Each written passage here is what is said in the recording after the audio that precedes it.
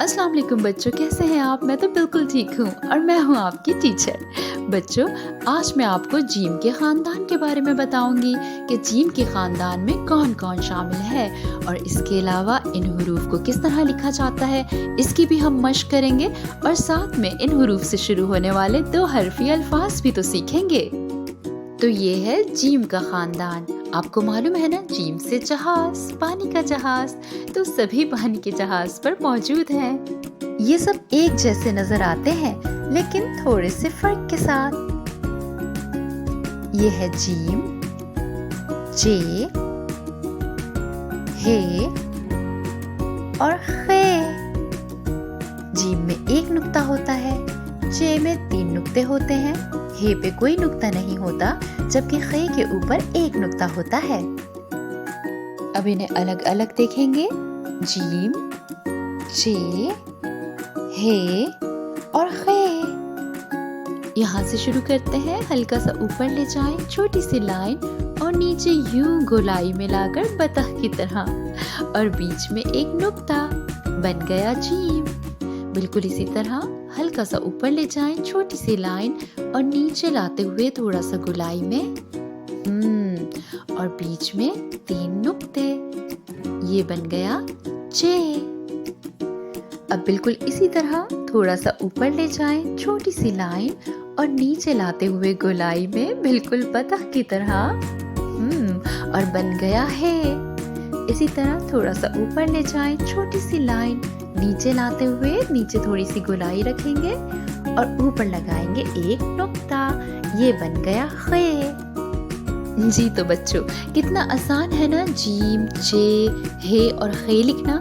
बस आप इसकी थोड़ी सी मश्क करेंगे तो बहुत अच्छी तरह समझ जाएंगे। और अब इन हुरूफ से शुरू होने वाले 2 हरफी अल्फाज। जीम को मिलाएं अलिफ के साथ तो बन गया जीम अलिफ जा। और बच्चों, जीम यहाँ पर आधा हो गया।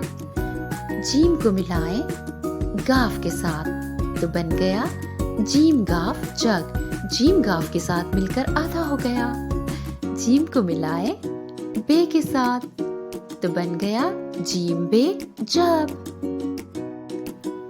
जे को मिलाएं अलिफ के साथ तो बन गया जे अलिफ जा।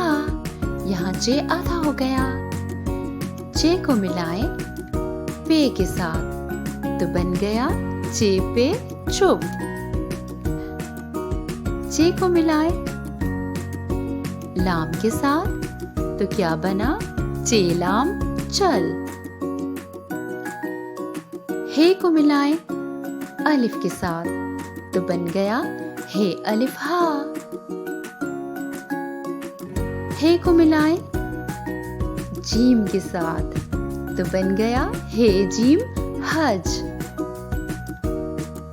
हे को मिलाएं काफ के साथ तो बन गया हे काफ हक। इसमें भी हे आधा हो गया। अब खे को मिलाएं अलिफ के साथ तो बन गया खे अलिफ खा।